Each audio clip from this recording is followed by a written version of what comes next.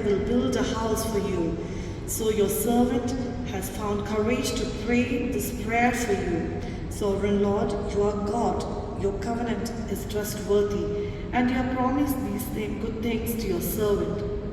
Now be pleased to bless the house of your servant, that it may continue forever in your sight for you. Sovereign Lord has spoken, and with your blessing the house of your servant will be blessed forever. Chapter 8. In the course of time, David defeated the Philistines and subdued them, and he took Metheth-Ammah from the control of the Philistines. David also defeated the Moabites. He made them lie down on the ground and measured them off with a length of cord. Every 2 lengths of them were put to death, and the 3rd length was allowed to live. So the Moabites became subject to David and brought him tribute. Moreover, David defeated Hadadezer, son of Rehob, king of Zobah, when he went to restore his monument at the Euphrates River. David captured 1,000 of his chariots, 7,000 charioteers, and 20,000 foot soldiers. He hamstrung all but 100 of the chariot horses.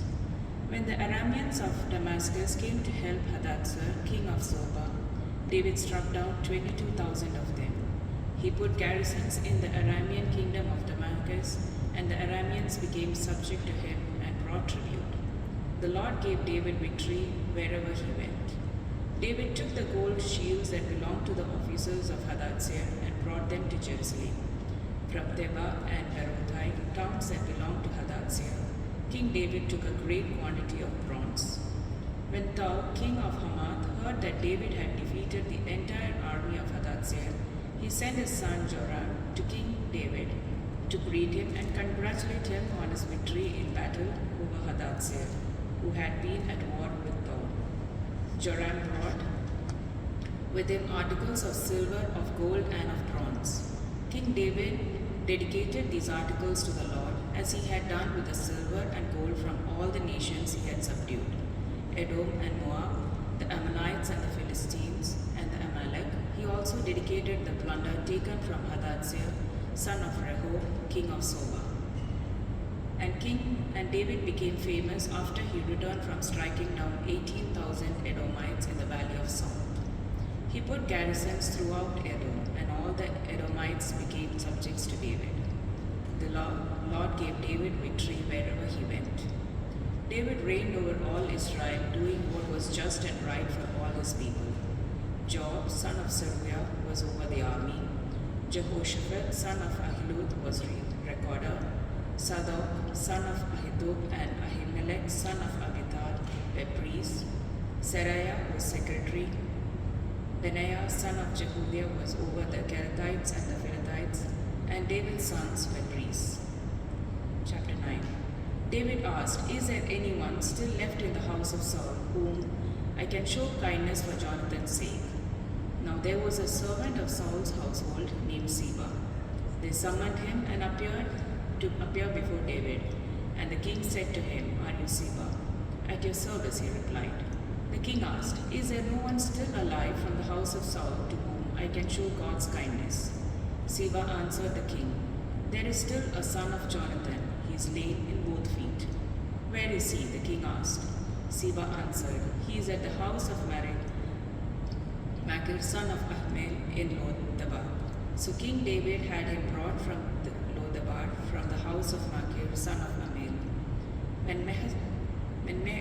Mephibosheth, son of Jonathan, the son of Saul, came to David, he bowed down to pay him honor. David said, "Mephibosheth, at your service," he replied. "Don't be afraid," David said to him, "for I'll surely show you kindness for the sake of your father Jonathan. I'll restore to you all land that belonged to your grandfather Saul, and you will always eat at my table." Mephibosheth bowed down and said, "What is your servant that you should notice a dead dog like me?" Then the king summoned Ziba, Saul's steward, and said to him, "I have given your master's grandson everything that belonged to Saul and his family. You and your sons and your servants are to farm the land for him and bring in the crops, so that your master's grandson may be provided for. And Mephibosheth, grandson of your master, will always eat at my table." Now Ziba had 15 sons and 20 servants. Then Ziba said to the king, Your servant will do whatever my lord the king commands a servant to do. So Mephibosheth ate at David's table like one of the king's sons. Mephibosheth had a young son named Micah, and all the members of Ziba's household were servants to Mephibosheth. And Mephibosheth lived in Jerusalem because he always ate at the king's table, and he was lame in both feet. In the course of time, the king of the Ammonites died, and his son Hanun succeeded him as king. David thought, I will show kindness to Hanun, son of Nasha, just as his father showed kindness to me. So David sent a delegation to express his sympathy to Hanun concerning his father. When David's men came to the land of Ammonites, the Ammonite commander said to Hanun their lord, Do you think David is honoring your father by sending an envoy to you to express sympathy? Hasn't David sent them to you only to explore the city and spy it out and overthrow it? So Hanun seized David's envoys, shaved off half of each of the man's beard, cut off their garments at the buttocks, and sent them away. When David was told about this, he sent messengers to meet the men, for they were greatly humiliated. The king said, Stay at Jericho till your beards are grown, and then come back. When the Ammonites realized that they had become obnoxious to David, they hired 20,000 Aramean foot soldiers from Bethroth and Soba, as well as the king of Makkah with 1,000 men, and also 12,000 men from Tob. On learning this, David sent Joab out with the entire army of fighting men. The Ammonites came out and drew up a battle formation at the entrance of their city gate. While the Arameans of Soba and Rehob and the men of Tob and Makkah were there by themselves in the open country, Joab saw that there was a battle line in front of him and behind him. So he selected some of the best troops in Israel and deployed them against the Arameans. He put the rest of the men under the command of Abishai, his brother, and deployed them against the Ammonites. Joab said, If the Arameans are too strong for me, then you have to come to my rescue. But if the Ammonites are too strong for you, then I'll come to your rescue. Be strong and let us fight bravely for our people and the cities of our God. The Lord will do what is good in his sight. Then Joab and his troops with him advanced to fight the Arameans, and they fled before him. When the Ammonites realized that the Arameans were fleeing, they fled before Abishai and went inside the city. So Joab returned from fighting the Ammonites and came to Jerusalem. After the Arameans saw that they had been routed by Israel, they regrouped. Hadadzer and Arameans brought from beyond the Euphrates River. They went to Helam with Shobak, the commander of Hadadzer's army, leading them. When David was told of this, he gathered all Israel, crossed the Jordan, and went to Helam. The Arameans formed their battle lines to meet David and fought against him. But they fled before the Israel, and David killed 700 of their charioteers and 40,000 of their foot soldiers. He also struck down Shobak, the commander of their army, and he died there. When all the kings who were vassals of Hadadzer saw that they had been routed by Israel, they made peace with the Israelites and became subject to them. So the Arameans were afraid to help the Ammonites anymore. Chapter 11. In the spring, at the time where kings go off to war, David sent Joab out with the king's men and the whole Israel army. They destroyed the Ammonites and besieged Rabbah, but David remained in Jerusalem. One evening, David got up from his bed and walked around on the roof of the palace. From the roof, he saw a woman bathing. The woman was a very beautiful person, and David sent someone to find out about her. The man said, She is Bathsheba, the daughter of Elram, the wife of Uriah the Hittite. Then David sent messengers to get her. She came to him, and he slept with her. Now she was purifying herself from her monthly uncleanness. Then she went back home. The woman conceived and sent word to David, saying, I am pregnant. So David sent this word to Joab, Send me Uriah the Hittite. And Joab sent him to David. When Uriah came to him, David asked him how Joab was, how the soldiers were, and how the war was going. Then David said to Uriah, Go down to your house and wash your feet. So Uriah left the palace, and a gift from the king was sent after him. But Uriah slept at the entrance to the palace with all his master's servants and did not go down to his house. David was told, Uriah did not go home. So he asked Uriah, "Haven't you just come from the military campaign? Why didn't you go home?"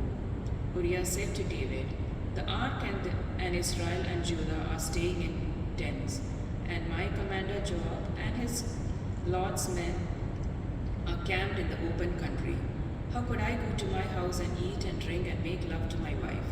As surely as you live, I will not do such a thing." Then David said to him, "Stay here one more day, and tomorrow I'll send you back." So Uriah remained in Jerusalem that day and the next. At David's invitation, he ate and drank with him, and David made him drunk.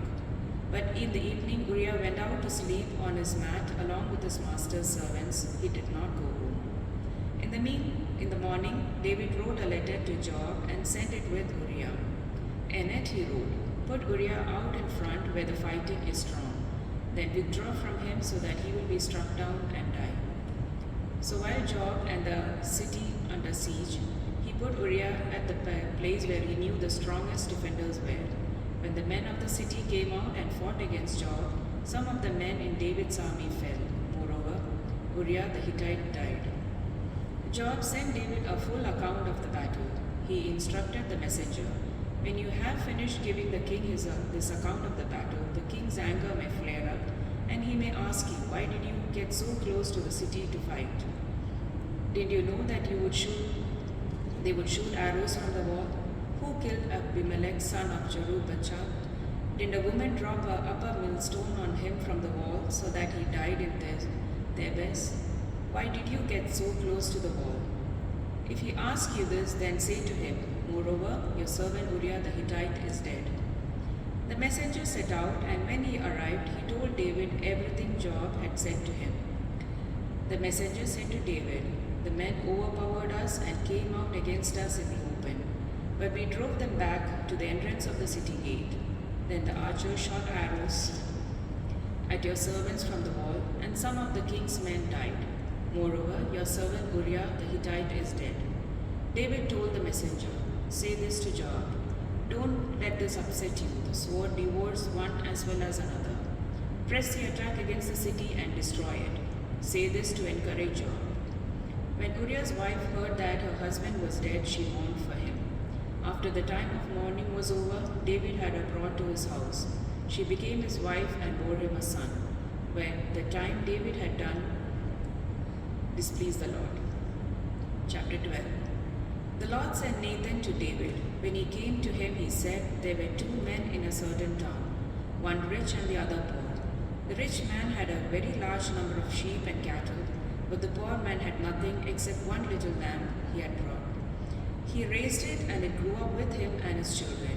It shared his food, drank from his cup, and even slept in its arms. It was like a daughter to him. Now a traveler came to the rich man, but the rich man refrained from taking one of his own sheep or cattle to prepare a meal for the traveler who had come. Instead, he took the lamb that belonged to the poor man and prepared it for the one who had come to him." David burned with anger against the man and said to Nathan, "As surely as the Lord lives, the man who did this must die. He must pay for the lamb 4 times over, because he did such a thing and had no pity." Then Nathan said to David, "You are the man. This is what the Lord, the God of Israel, says. I anointed you king over Israel, and you delivered you from the hand of Saul. I gave your master's house to you and your master's wives in your arms. I gave you all Israel and Judah. And if all this had been too little, I would have given you even more. Why did you despise the word of the Lord by doing what is evil in his eyes? You struck down Uriah the Hittite with the sword and took his wife to be your own. You killed him with the sword of the Ammonites. Now therefore the sword will never depart from your house, because you despised me and took the wife of Uriah the Hittite to be your own. This is what the Lord says. Out of your own household I am going to bring calamity on you. Before your very eyes I will take your wives and give them to one who is close to you. He will sleep with your wives in broad daylight. You did it in secret, but I will do it in broad daylight before all Israel." Then David said to Nathan, "I have sinned against the Lord." Nathan replied, "The Lord has taken away your sin. You are not going to die. But because by doing this you have shown utter contempt for the Lord, the son born to you will die."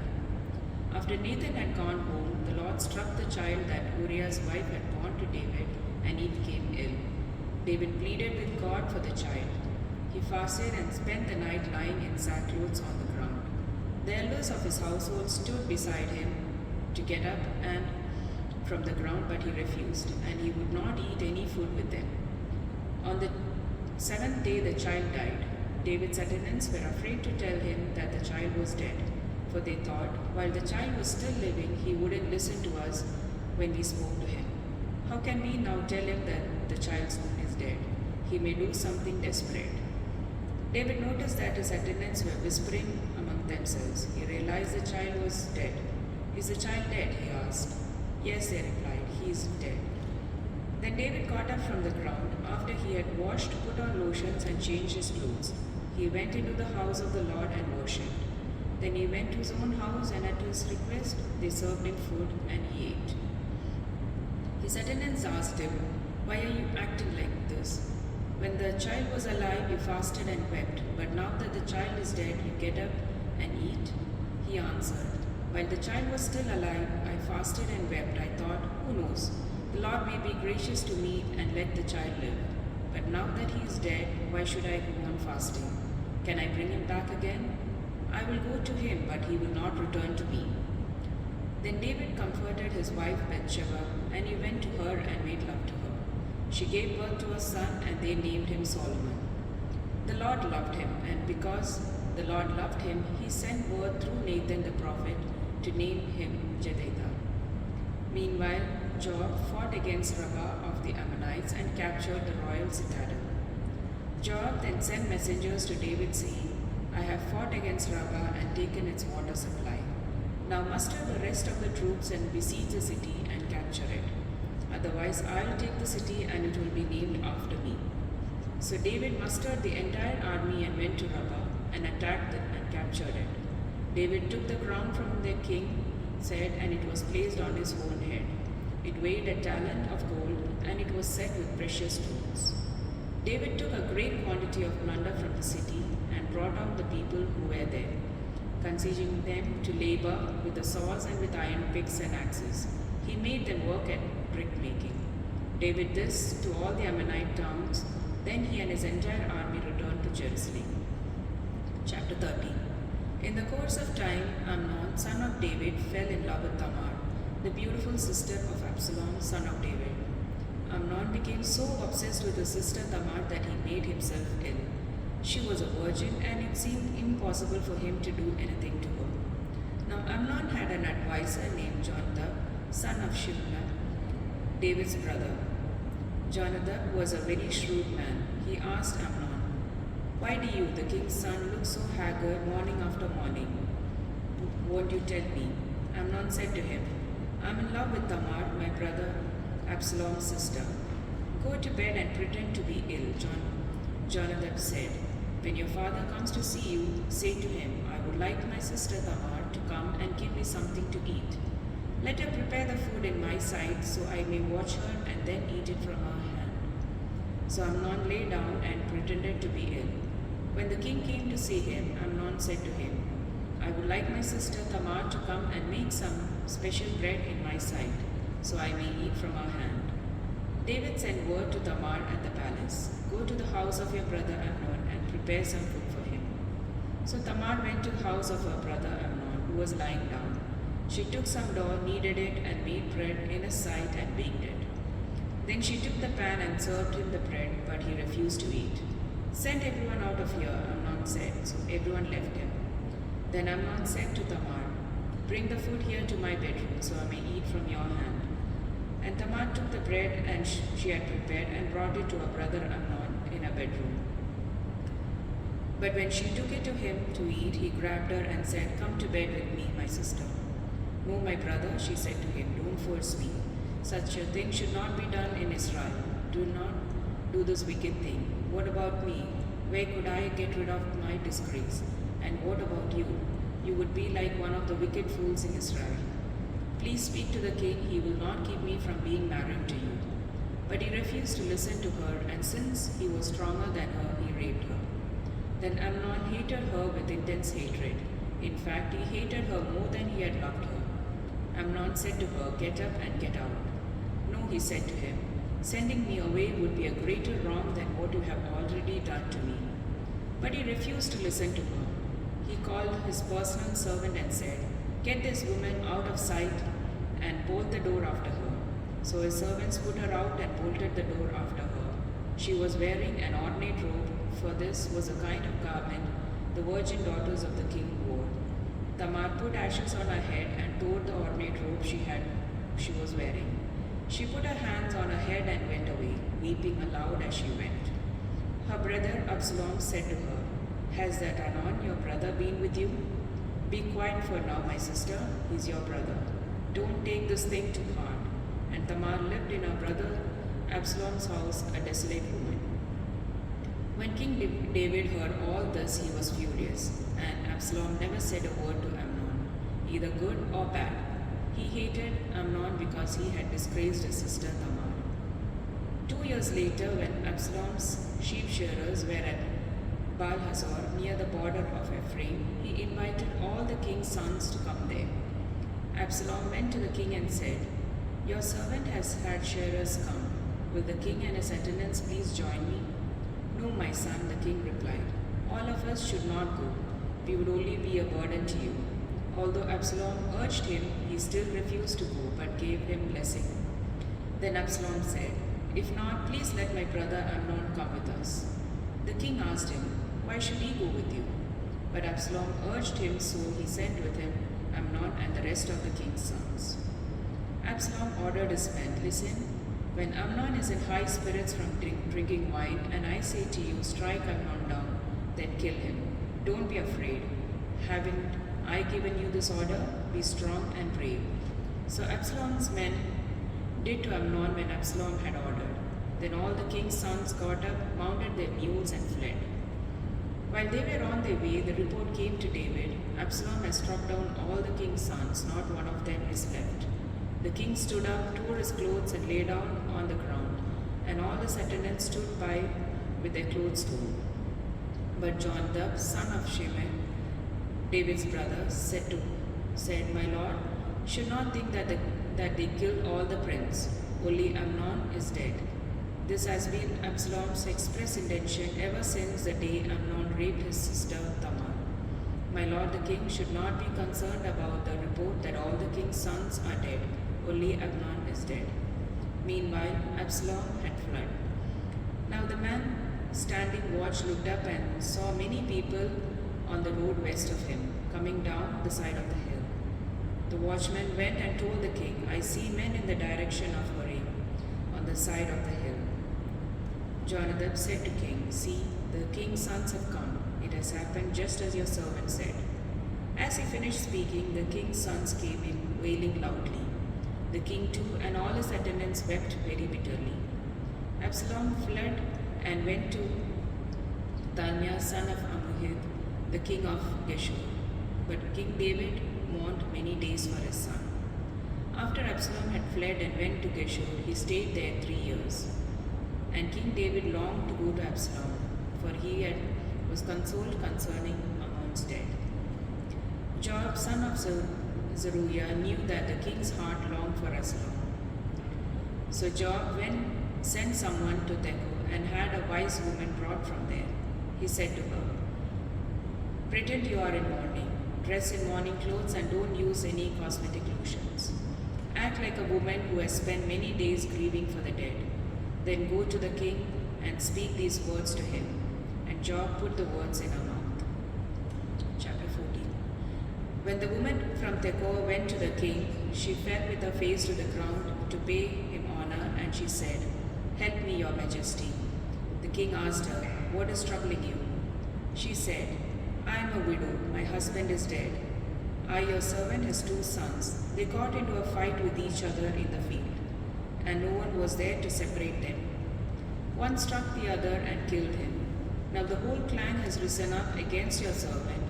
They say, Hand over the one who struck his brother down, so that we may put him to death for the life of his brother whom he killed.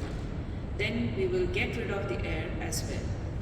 They would put out the only burning coal I have, leaving my husband neither name nor descendant on the face of earth. The king said to the woman, "Go home and I will issue an order in your behalf." But the woman from Tekoa said to him, "Let my lord the king pardon me and my family, and let the king and his throne be without guilt."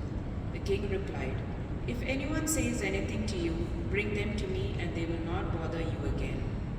She said, "Then let the king invoke the Lord his God to prevent the avenger of blood from adding to the destruction, so that my son will not be destroyed.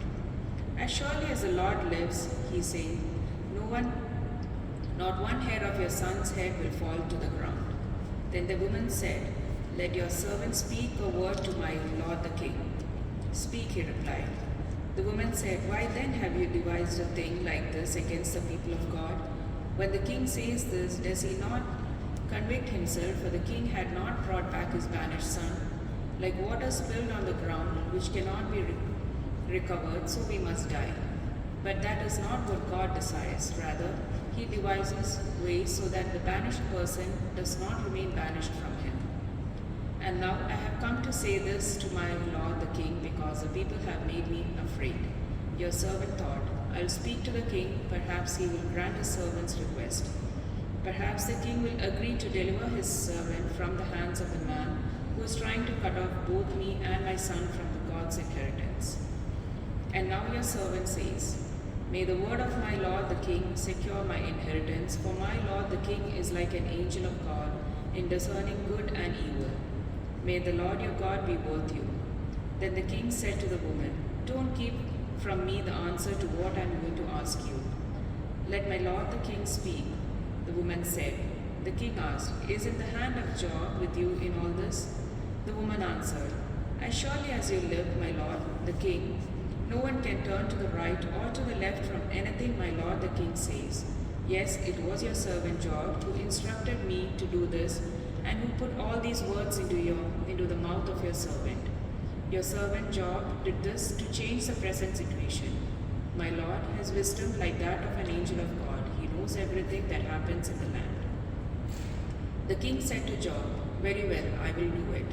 Go and bring back the young man Absalom." Job fell with his face to the ground to pay him honor, and he blessed the king. Job said, "Today your servant knows that he has found favor in your eyes, my lord the king, because the king has granted his servant's request." Then Job went to Geshur and brought Absalom back to Jerusalem. But the king said, He must go to his own house, he must not see my face." So Absalom went to his own house and did not see the face of the king. In all Israel there was not a man so highly praised for his handsome appearance as Absalom. From the top of his head to the sole of his foot, there was no blemish in him. Whenever he cut the hair of his head, he used to cut his hair once a year, because it became too heavy for him. He would weigh it, and it weighs 200 shekels by the royal standard. 3 sons and a daughter was born to Absalom. His daughter was named Tamar. She became a beautiful woman. Absalom lived 2 years in Jerusalem without seeing the king's face. Then Absalom sent for Job in order to send him to the king, but Job refused to come to him. So he sent a second time, but he refused to come. Then he said to his servants, "Look, Job's field is next to mine, and he has barley there. Go and set it on fire." So Absalom's servant set the field on fire. Then Job did go to Absalom's house. He said to him, "Why have your servants set my field on fire?" Absalom said to Job, "Look, I have sent word to you and said, 'Come here so I can send you to the king to ask, why have I come from Geshur? It would be better for me if I were still there. Now then, I want to see the king's face, and if I am guilty of anything, let him put me to death." So Job went to the king and told him this. Then the king summoned Absalom. He came and bowed down with his face to the ground before the king, and the king kissed Absalom.